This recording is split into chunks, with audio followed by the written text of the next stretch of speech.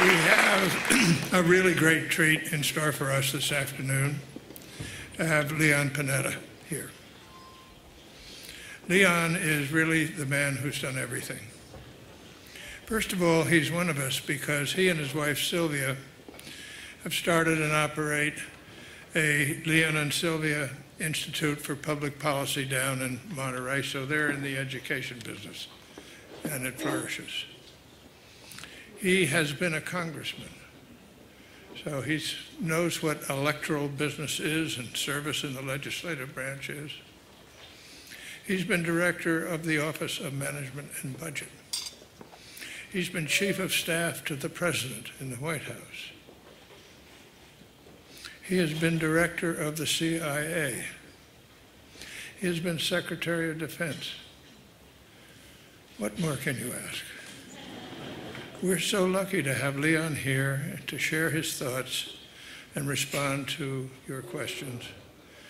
As a person who's known him and admired him for a long time, I feel genuinely honored to say, and now you're going to hear from Leon Panetta.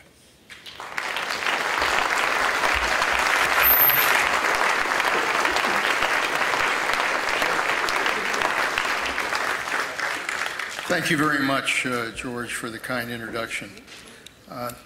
Ladies and gentlemen, thank you for the opportunity to participate in this conference and have the chance to share some thoughts with you about how I view the political situation in Washington, how I believe it's impacting on the federal budget, and how all of this is likely to affect the future of the defense budget as well. I'm honored to be here, first of all, because I've always felt that this area of California is part of my home, having been born and raised in Monterey, having gone to school nearby at the University of Santa Clara, both undergrad and law school, and having represented the Central Coast in Congress. I've got many friends and colleagues that are here at Stanford and in this area. And as many of you know, I currently reside back on the Monterey Peninsula at my walnut farm in Carmel Valley. At my final press conference when I left Washington, I said I was returning to deal with a different set of nuts. Secondly, I'm honored because of my good friend and the great respect I have for George Shultz. There are few of us that have had the honor to serve in a number of capacities in Washington. Some would suggest that we were not very good at holding a job. I had the opportunity to work with George Shultz in a number of his past capacities, and have always enjoyed his support in the various roles that I've served. George Shultz, for me, has been a role model, a dedicated, committed, and loyal patriot who has given his all to make America a stronger and better country. And I also want to pay my respects to Condoleezza Rice, who I also have the opportunity to work with in her capacity as Secretary of State. And I deeply appreciate her leadership, her dedication, and her commitment to a strong America. Also, for those of you that didn't know this, she happens to be one hell of a golfer, too. She took me out to Cyprus, where she's a member. And if you thought she was serious about being Secretary of State, you should see her on the tee. She is deadly serious about her game of golf, and she's a pretty good golfer as well. Trying to get her to convince me to go to Augusta as well, where she's also a member, and play that course. And finally, I'm honored to be here at the Stanford Institute for Economic Research. This institute has done tremendous work focusing on economic issues affecting the nation and the world. And this conference obviously brings together the most distinguished experts and professionals to discuss many of those issues at a particularly critical time for the United States in the 21st century. Like George, I've had the opportunity during my 50 years of public service to see Washington at its best and Washington at its worst. When I first went back to Washington after 2 years in the Army, I went back to work as a legislative assistant to the then Senator from California, Tom Kuechel. That was in 1966. I had the opportunity to be there and to see a Washington that was not afraid to govern. Kuechel was a minority whip at the time, Republican minority whip, under then Minority Leader Everett Dirksen. Kuechel, for those of us familiar with California, came out of the Hiram Johnson, Earl Warren tradition of progressive Republican leadership in California. And in the Congress, there were a lot like Kuechel, names that probably only George and I recognize today. People like Jacob Javits from New York and Clifford Case from New Jersey, George Aiken from Vermont, Hugh Scott, Pennsylvania, Cooper from Kentucky, Hatfield from Oregon, and a number of others. They were willing to work with a group of very distinguished Democrats at the time, people like Hubert Humphrey and Henry Jackson and Phil Hart, Warren Magnuson, Mansfield, Dick Russell, Fulbright, and others. And of course, they had their political differences. Of course, they fought it out in elections. But on the big issues, they were willing to work together. They were willing to try to find consensus, and the result was landmark legislation. Civil rights, education, the environment, transportation, parks, natural resources, nuclear nonproliferation, and so many other issues. When I was elected to Congress in 1976, the same was true for Speaker Tip O'Neill and Minority Leader Bob Michel. Same was true for Senators Bob Dole and George Mitchell, Howard Baker and Pat Moynihan, chairmen and ranking members who were willing to work together to find consensus, to take the risks essential to governing. The best way to say it is they believed that governing was not only good for the nation, but that it was good politics as well. Today, looking back on the 50 years that I've seen Washington and its ups and downs, I think it's fair to say that I've never seen Washington as partisan and as divided as it is today. There are a lot of reasons for the gridlock. There's a thin margin of power that separates the parties in both the House and the Senate, and that makes them even more competitive against each other. Redistricting in most of the country wound up favoring the extremes in both parties. Safe Democratic seats, safe Republican seats, forced members to appeal to the extremes of their party, as opposed to working at the center. A lot of money now involved in politics, a lot of it from special interests who are not particularly interested in changing what's happening. And a media that is more interested in sound bites than in members working together to solve the problems of the country. Obviously, there's enough blame to go around for both parties.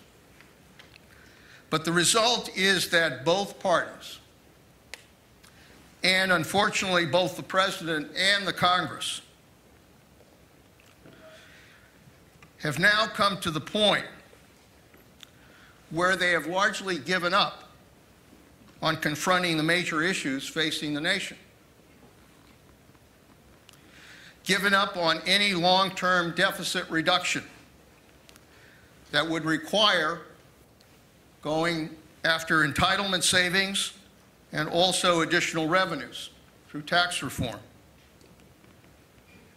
If you're serious about really reducing the deficit over the long term, those are essential elements that have to be part of any deal that are involved in meaningful deficit reduction.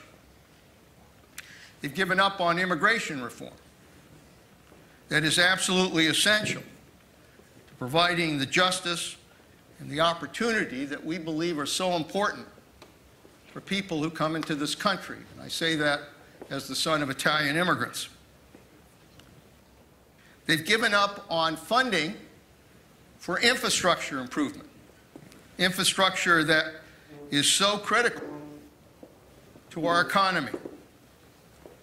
And they've given up on trade agreements, or at least getting fast-track authority for those trade agreements, agreements that could add over $600 billion to the world marketplace and at least $200 billion to our own economy.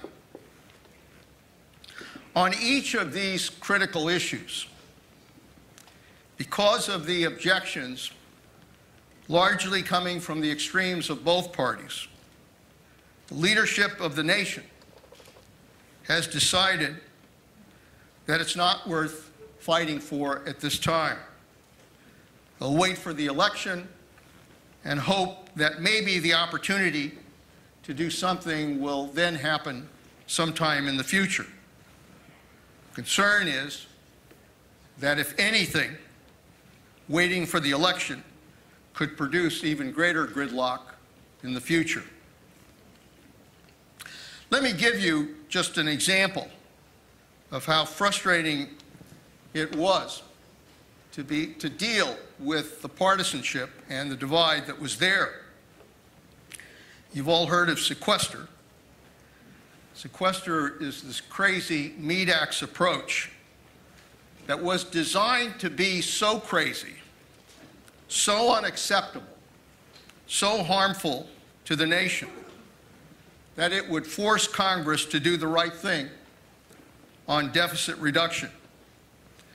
They literally pointed a gun to their head, or more accurately, a gun to the head of the nation, and said that if the Select Committee failed to come up with a deficit reduction plan, that sequester would go into effect automatically.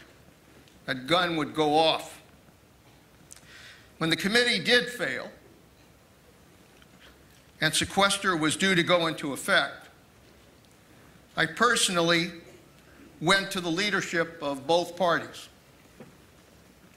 and pleaded with them that serious damage would occur, not just to the domestic budget, but to our defense readiness in this country. What would happen is that another $500 billion in cuts across the board would occur. And the result of that would be to hollow out the force. Air Force squadrons would be grounded. Ships would not be deployed on time, and some not at all. Important maintenance would be delayed. Essential training would be postponed. And 800,000 civilians who are critical to our readiness would be furloughed. All of this seriously affecting the readiness of the nation to respond to crises in the world. They agreed. All of them agreed with me. Leadership in the Congress, President of the United States, agreed that it would be terrible for this nation if sequester occurred. I even offered additional defense savings if they were needed in order to make a deal. They appreciated the offer. But nothing happened. Nothing happened. There was no effort to try to move towards any kind of deal. It was somehow as if it was all inevitable. I find it very difficult to understand how members that are elected to protect their constituents and the nation, that swear an oath to that effect, could stand by and take the country to the very edge of disaster, and even over the edge with the government shutdown and sequester. Needless, self-inflicted wounds that hurt innocent families, that hurt our economy, and that hurt our national security. The Economist magazine even went so far as to suggest that the newest panda cub in Washington, Bow Bow, is the perfect mascot for Washington. Pandas, as you may know, cost a lot of money to maintain. They largely sit around and don't do much. And they are constantly being streamed on TV. The Economist said Bow Bow should fit well into Washington. She costs a fortune, she has no useful skills, and is always on TV. Because of what I see happening in Washington, and that gridlock combined with events in the world today, and a growing sense that as a result of over 10 years of war and a recession that has people focusing inward, there is a growing sense of isolationism or withdrawal of the United States and the world. It is, after all, 2014, 100 years after World War I. And if one takes the time to look at the world at that time, with nationalism and territorial claims and strategic rivalries and alliances and misjudgments that took place, that there's a legitimate concern about whether or not the same flashpoints are in the world of today. So I think we're at a critical turning point in this country that can take one of two paths. One is, I honestly believe we could have an America in Renaissance, on the cusp of a strong economic recovery. Fundamentals in our economy are strong, building on the tremendous creativity and innovation that we see here in Silicon Valley and elsewhere, strengthening an educated and skilled workforce and a strong middle class, and advancing opportunity for all, establishing true energy independence, expanding our trade opportunities, improving our environment and our quality of life, disciplining our budget, and investing, yes, in a leaner but more agile defense force that can remain the strongest and most powerful in the world, and that can sustain America's leadership in a troubled world. Or we can be an America in decline, or certainly an America in a prolonged stalemate, caught in constant crisis after crisis, politically dysfunctional, unable to govern, to take the steps necessary to protect our most basic freedoms, our economy, or our national security. What path we take will largely be determined, whether we like it or not, by how we govern ourselves, or how we fail to govern ourselves in a democracy. I often tell the students at the Panetta Institute that in a democracy we govern either by leadership or by crisis. If leadership is there, we can avoid or certainly contain crisis. But if leadership is not there, then we will inevitably govern by crisis. We can do that. As somebody who was in elective office, it's an easy way to go. You don't have to offend people. You don't have to cut their spending. You don't have to cut their benefits. You don't have to raise their taxes. You can simply wait for crisis to get so bad that you ultimately do something because crisis is going to consume the country. It's one way to govern, but there's a price to be paid. And the price is that you lose the trust of the American people in our system of governing. And in a democracy, trust is everything.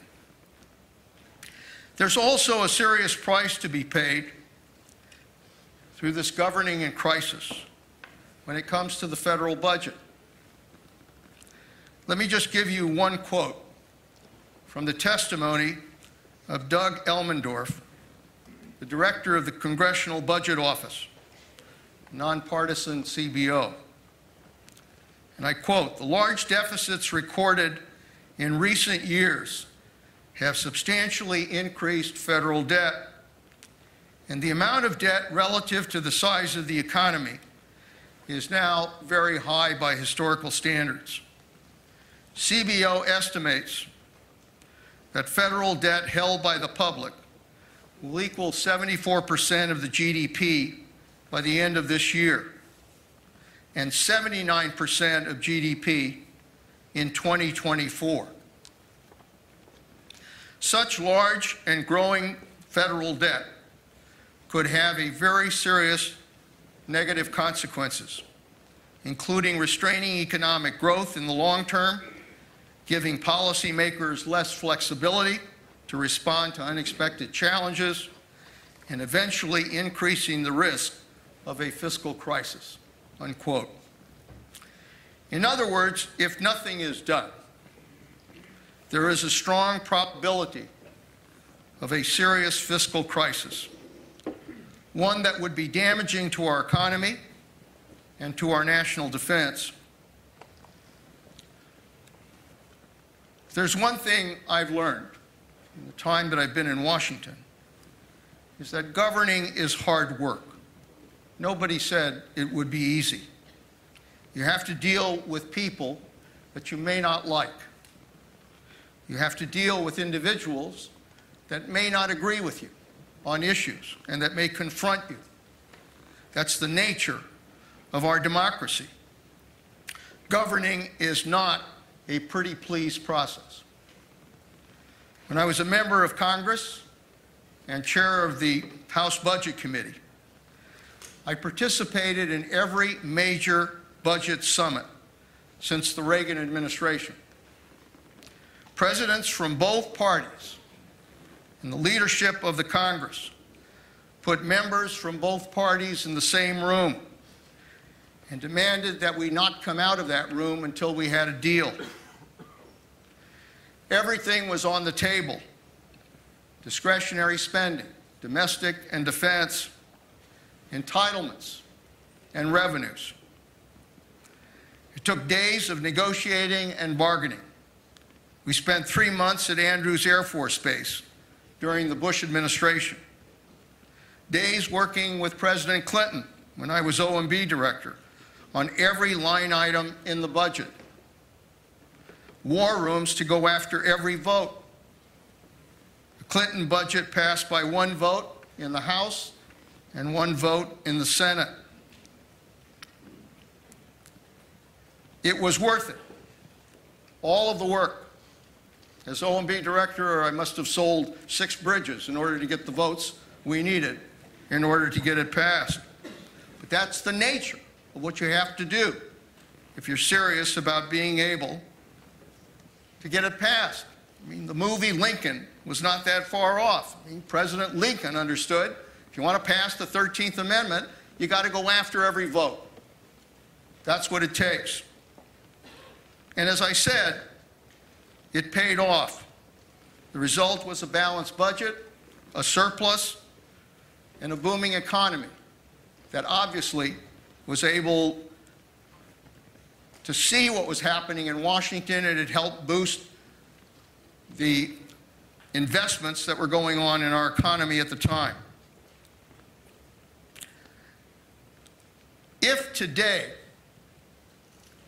President and the Congress were to agree to a 5-year budget deal that established caps on discretionary spending, achieved reforms and savings on entitlement programs like Medicare and Social Security and the agricultural support price programs and others, and provided additional revenues through tax reform, and included budget enforcement tools, as we did, like pay-as-you-go, requiring that no new spending would be added, no taxes cut, without ensuring that both were paid for and not added to the deficit. All of that would provide the kind of certainty and stability that would not only help our economy and the financial markets, but would be extremely important to our defense budget. The fact is, we still live in a very dangerous world that demands that a strong defense be there in order to back up any kind of strong diplomacy. It isn't enough just to go around the world and talk tough unless you have the backup, unless you have the backbone of a strong defense. We are still a nation at war. Terrorism remains a threat, even though we've decimated al-Qaeda's leadership in Pakistan. The reality is that it's metastasized to other parts of the world, to Yemen, to Somalia, to Syria, to Iraq, to all of North Africa. And we have to be very careful that al-Qaeda does not establish another base of operations from which to attack our country. North Korea remains unpredictable and a security threat to the United States and to the Pacific region. They test nuclear weapons, they are testing ICBMs, and they've just activated a plutonium reactor. All of that represents a serious threat. Iran has 19,000 centrifuges that have the ability to produce enriched fuel in which to develop a nuclear weapon if they made the decision to do that. We hope that the new leadership is serious about negotiating, but very frankly, we can take nothing for granted from a nation that has promoted extremism and terrorism throughout 5 continents in the world. There's continuing turmoil in the Middle East. In Syria, a nation is being devastated by a civil war and producing perhaps the worst humanitarian crisis in the world. 140,000 dead, 9 million displaced. We have to be more involved in providing aid to the opposition, and we have to maintain the threat of force. China continues to challenge international rules through their territorial claims. Russia is obviously doing the same in the Ukraine as we speak. And there is the most, what I think, dangerous threat in the 21st century, which is the threat of a dangerous cyber attack that could cripple this nation. When I went to the CIA, I was told that we were incurring about 100,000 cyber attacks a day. Defense Department, even more. And while obviously there's been exploitation of information, as we've seen take place right here, we've also seen denial of service attacks, but more worrisome are destructive attacks that have taken place. I think it was 2012 when the Iranians developed what was called the Shamoon virus, which they implemented to go after Aramco oil in Saudi Arabia, and they shut down 30,000 computers. They are looking, obviously, at our infrastructure, at our electrical systems, at our water systems, at our chemical systems. And the potential is that they could very well use a cyber attack to virtually cripple this nation. This is no time, as a result of all of those threats I've just talked about. This is no time to undermine the defense of our nation. Make no mistake, after 10 years of war and the hopeful end of 2 of those wars, the defense budget can be reduced. As Secretary of Defense, Congress handed me a number to cut defense by $487 billion over 10 years, almost $500 billion. Working with the military and civilian leadership at the department, I felt it was an opportunity not to just simply cut that across the board, but to develop a new defense strategy for the 21st century that would be able to guide our budget. And it was based on 5 key elements that I think are still very relevant to the present. One, we are going to be smaller. We're going to have a leaner defense force. But it should be one that remains agile, quickly deployable, and on the cutting edge of technology. Secondly, we need to have force projection in the Pacific as well as in the Middle East, because those are 2 areas that represent the largest potential threats right now to the United States. We need to maintain a presence elsewhere in the world, and we don't have to do that by developing new bases. We can do it through innovative rotational deployments that would emphasize training and exercises and help nations develop their own security. And we could also build new partnerships and new alliances. Fourthly, we need to have the ability to confront more than one enemy at a time. If we go to war in Korea and suddenly the Straits of Hormuz are closed, we have to have the capability to deal with those threats at the same time. And we also need to make investments. It can't just be about cutting. We have to invest in areas that will make a difference for us, in new technologies, in unmanned systems, in space, in special forces, in cyber, in the ability to mobilize quickly with a strong reserve and strong National Guard. And we need to protect our industrial base here at home. We can do this right. We can do this right. But there has to be stability in the federal budget. We can also do this very wrong if there is continued uncertainty. The impact of sequester, the impact of a government shutdown, the failure to deal with entitlements. Entitlements make up 2/3 of federal spending. If you don't deal with entitlements, you keep going back at discretionary spending. And if that continues to happen, and there's more pressure on further cuts on the discretionary side, and Congress keeps kicking the can down the road, then we will face some serious threats to the defense budget and our military readiness. In addition, Congress keeps putting up barriers that prevent the Secretary from using the flexibility necessary to provide these reductions in a balanced way. One of the areas that you have to look at is force reductions. But the Congress keeps putting up barriers to what forces, in fact, should be reduced. They put up barriers to enacting a BRAC process. BRAC process is necessary to reduce the infrastructure. If you're going to reduce the force structure, you've got to reduce the infrastructure supporting that. But there are barriers to that. There are barriers to procurement reforms. There are barriers to compensation reform. Compensation area of the federal budget has grown by 80%. $50 billion is spent on health care alone in the defense budget. We have to take steps to put that under control. So, if there are those barriers and there's no flexibility to be able to go after the very areas you need to do in order to reduce the budget, then the only way to reduce the defense budget is in readiness. And that means a hollowed out force. We went through that in the past, and we paid the price of a defense force that was unable to respond effectively to crisis without the time necessary to mobilize.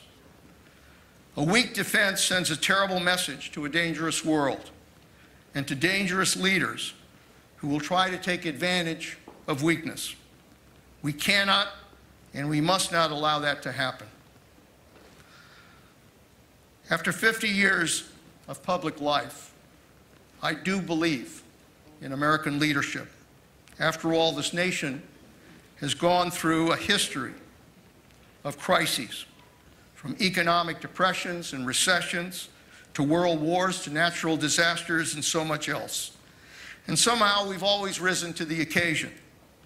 And I believe we can again. Why? Because I truly believe that the fundamental strength of America is not in Washington, but in the spirit and resilience and common sense and values of the American people. That was true for my immigrant parents. It's true for our forefathers, the pioneers, the millions of other immigrants who came to America. And as Secretary of Defense, I saw those values reflected in the men and women that served this nation, that put their lives on the line and are willing to fight and die in order to protect America. Change will happen. The hope is that it will happen from the top down. There are some encouraging signs in Washington that they want to proceed to do better with regards to the budget, to not face the kind of debt limit crisis that we've seen in the past, and so there are some encouraging signs. But if it doesn't change from the top down, let me assure you that it will change from the bottom up. When voters say enough is enough, and when a new generation of young men and women decide to get involved in public service. After all, our forefathers designed a remarkable system of government that was designed not to centralize power in any one branch of government. It is a system designed to limit power, not to have a king or a king parliament or a star chamber court. And it is effective in limiting power, but it also can produce gridlock. But the key was that the ultimate power in our system rested in the people. And in the end, the real power for change rests with you and I, and our willingness to do whatever it takes to ensure that we have leadership and not crisis, that we have an America in Renaissance, that we have an America that will truly give our children a better life, a more secure nation, and most importantly, a strong government of, by, and for all people. Thank you very much.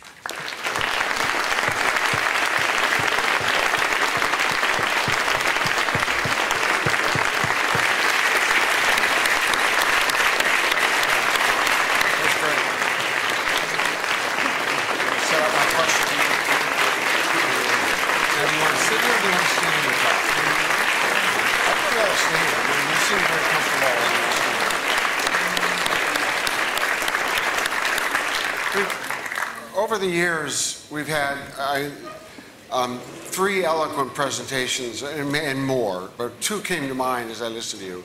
One by David Walker a couple of years ago, and one by Alan Simpson a couple of years ago.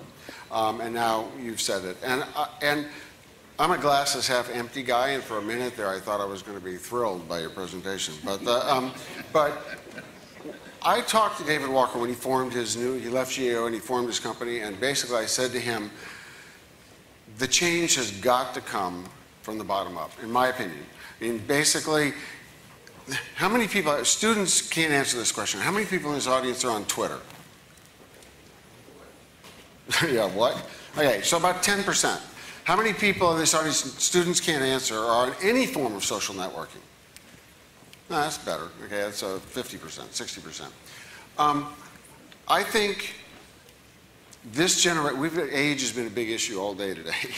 And I think this generation, even though our self-images were kids, isn't solving the problems, as you pointed out. When I was actually a kid, I could have named, I think, 40 of the 100 senators. I'm struggling to come up with 3 right now. With our leadership is failing us. This generation is failing us on the whole budget issue. And I've talked to David Walker, how do you get the kids engaged, the 20-something and the 30-something kids? And I know any number of them, and they don't care about these issues. They're not engaged on this at all. And so ultimately they are somehow have to get engaged in this. And the only thing I can think of in my limited view is somehow social networking will engage with those kids, and the bottom up will start there. And I'm curious if you agree or disagree. I guess my open-ended question is, how do we engage those kids? Because it's their future we've sold down the river, and they're going to have to stand up and solve it, because we're not. Yeah. Well, look, I guess the reason I have hope is because when you do see the young men and women in uniform that serve this country, and they're willing to go out there and put their lives on the line and fight and die for this country, that incredible courage and bravery and devotion to country is something that is very inspiring. And I've often said that if they're willing to do that, if they're willing to put their lives on the line for this country, why the hell can't our elected leaders find a little bit of that courage in order to govern this country? That's the great inspiration. Now, how do you convert that into a willingness to engage in public service? Look, I was motivated to public service by three things. Number one, my immigrant parents, who said it was important to give something back to this country because of what this country gave to them. Secondly, 2 years in the Army taught me a lot about working with others on a common mission and a sense of duty to country. And thirdly, there was a young president who said, ask not what your country can do for you, but what you can do for your country.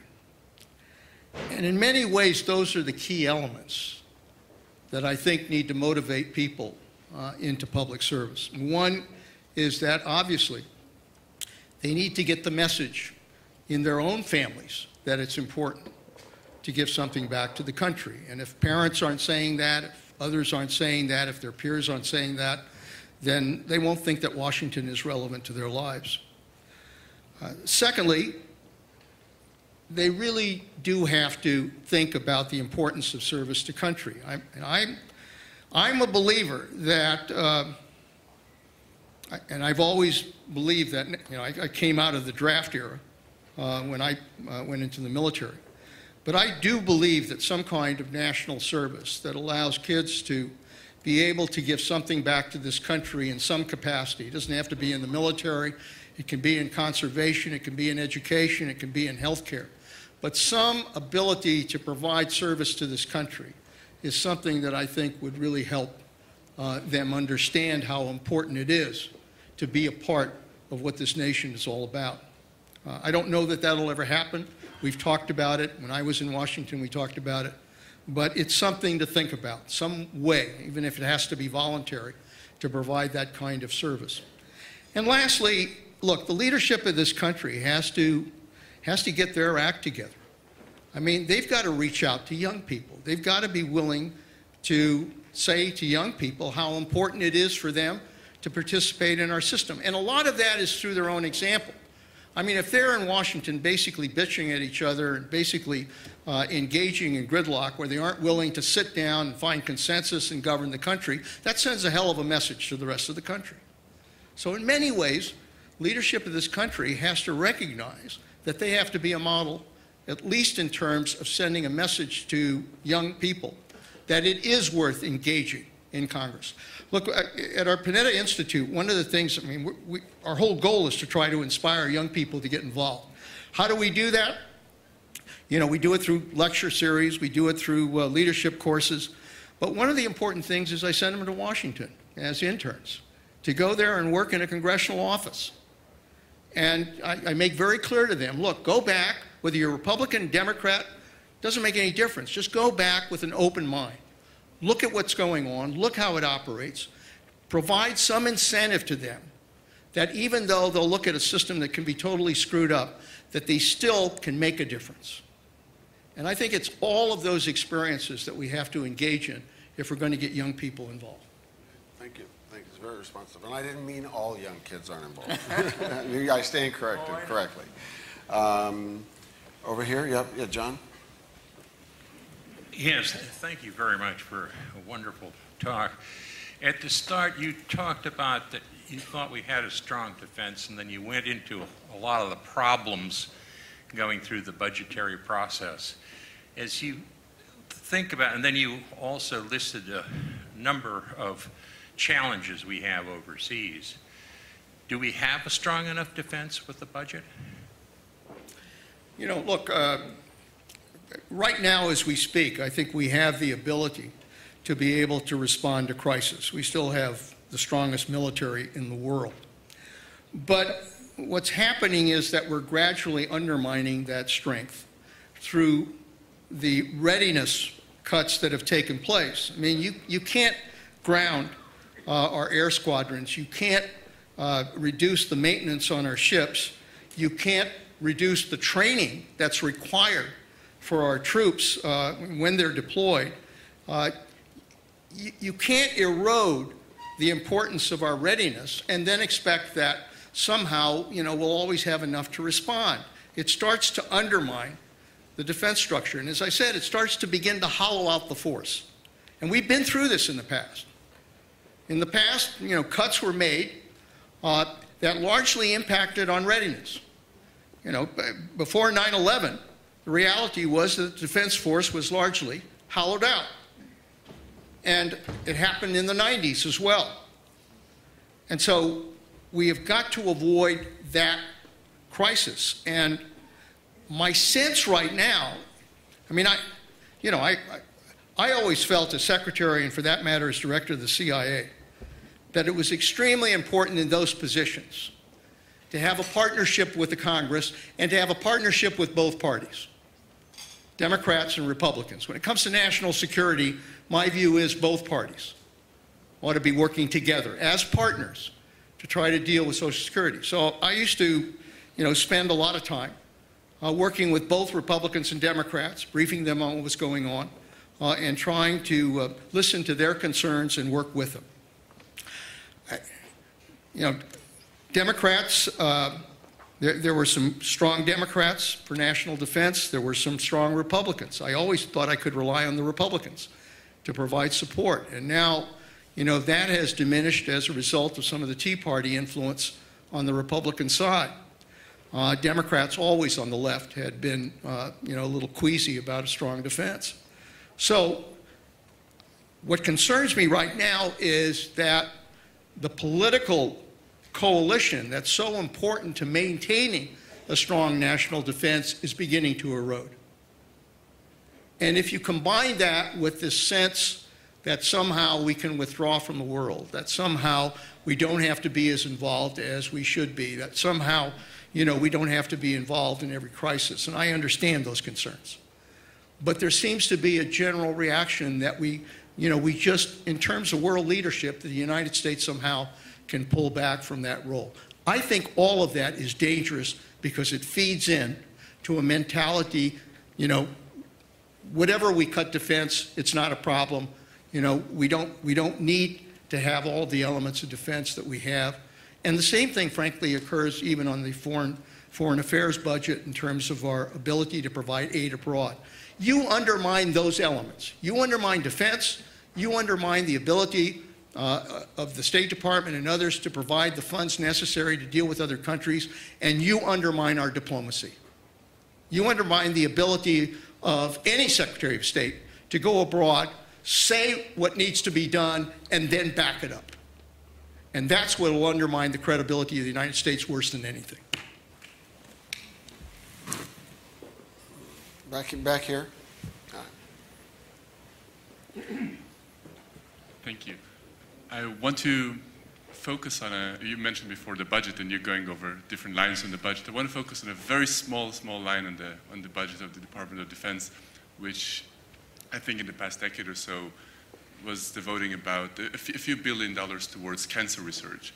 And certainly my lab here at Stanford has benefited actually from that. So first of all, thank you.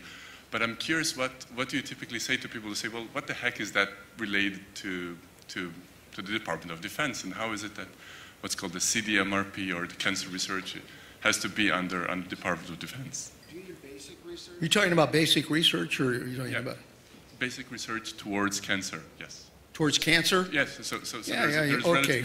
Yeah, no, I get it. And you know, look, I was in the Congress when we had the advantage of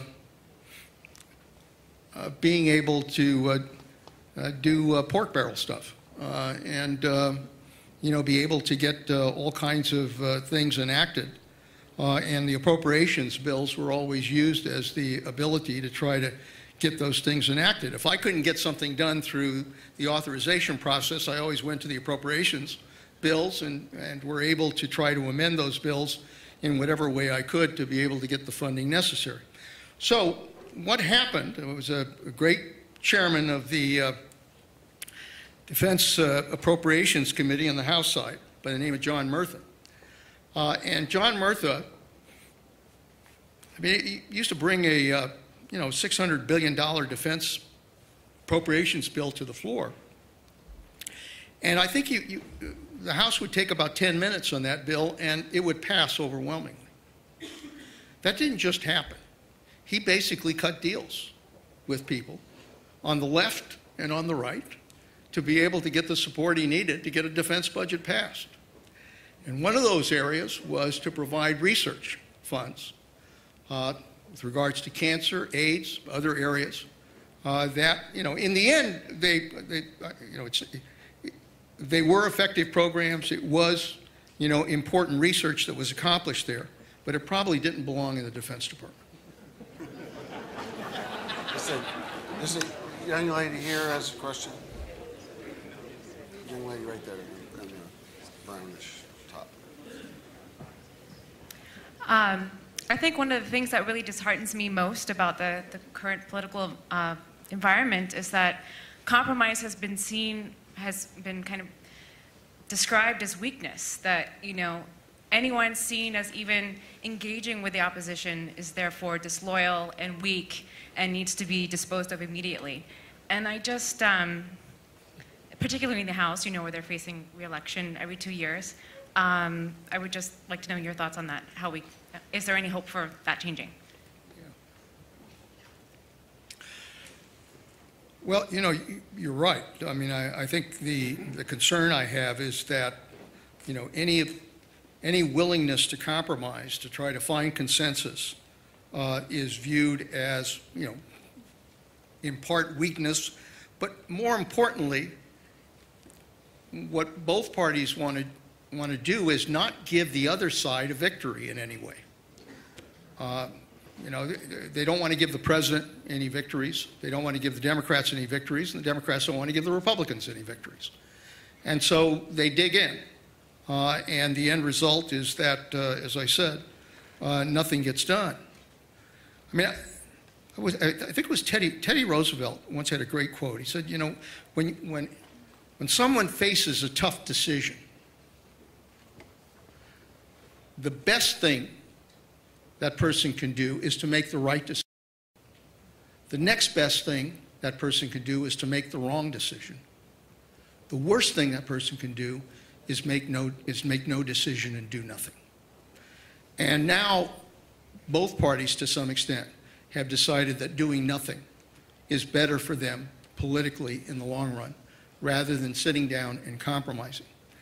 I mentioned this in my talk. When I was in Congress, governing was good politics. It wasn't just good for the country. It happened to be good politics. I mean, if I was, negotiating or compromising with President Reagan or President Bush, a Republican president, even though it was a Republican president, but if I was negotiating with them, and frankly, Tip O'Neill felt the same way and Democrats felt the same way, that if we could negotiate and if we could get something done, it was to our political benefit. We were governing the country. And we understood that. And today, I'm not sure that they believe that governing is good politics. Confrontation is good politics in their mind. So we've got to change the mindset. I mean, what can happen here is that ultimately, if the parties can get together and get something done, for example, on budget deficit or immigration reform, that they would both benefit from the reaction in the country. I think the country would in many ways feel some relief that both parties were able to come together and to solve some of the problems facing the country. And they would benefit from that. They've got to go through that. Now, look, this is not easy. I'm not saying this is easy. It's risky. George Bush, to his credit, first George Bush, I mean, he said, you know, read my lips, no new taxes. We sat down on the budget, you know, as I said, 2 or 3 months at Andrews Air Force Base, and we came up with a deficit reduction plan, pretty strong, $500 billion in deficit reduction. A good part of that was on entitlement savings, and we also, and the deal was this, what the president said and what the Republicans said is, look, Democrats, put the numbers down on the table on entitlement savings. And we did. We said, we'll do this much on Medicare, we'll do this much on other entitlements. Once we did that, then they were willing to put revenues on the table. And we then negotiated a package around that. Now, it was tough. Tough for Republicans to put taxes on the table, tough for Democrats to put entitlements on the table. And there probably are some members who paid the price for that. And a president who paid the price for that. But you know, that's why you're elected to go to Congress. You're not elected to go back there just to save your rear end and to win the next election. You go back there to govern, to make those kinds of decisions. And I think the message at that point was, yeah, you know, it's tough.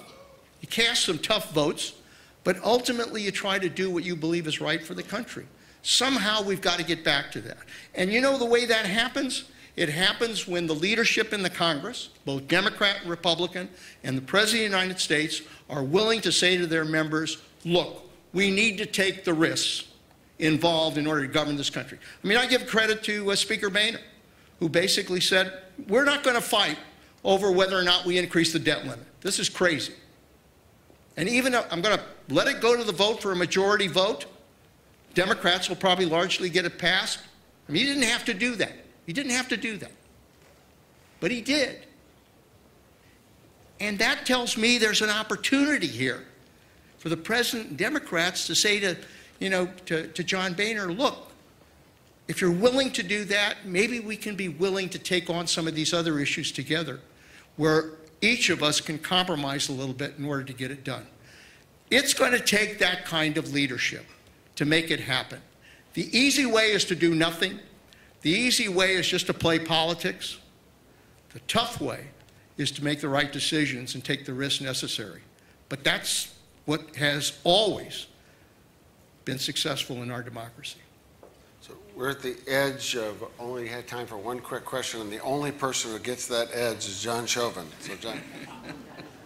So I was just going to, the previous session, Pat Gelsinger of VMware said, 25 years in the future, the big event as they look back will be Snowden.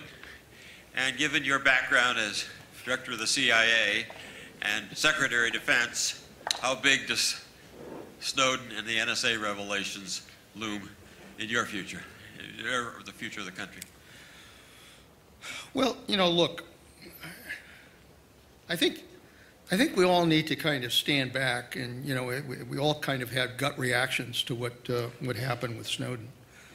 But I think we need to stand back and kind of ask ourselves what brought us to this point. 9/11 was an attack on this country. 3,000 people got killed that day. A deliberate attack on the United States. And we went to war, as we should have done. Because you sure as hell didn't want to stand back and allow these guys to again attack the United States. And at the time, there was a lot of chest beating about what went wrong. Who was to blame? Why didn't we know that this kind of attack was coming? Why didn't the intelligence community have the ability to gather that kind of information, to share it with one another?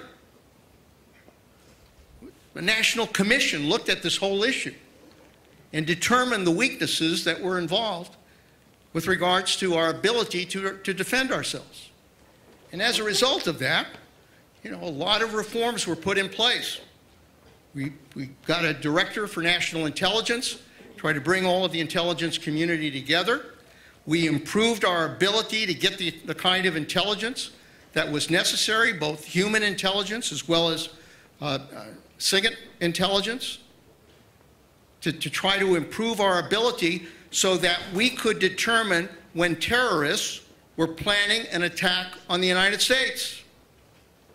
That was the whole point. And this just didn't fall out of the sky. It was presented in legislation to the Congress. It was approved by the Congress.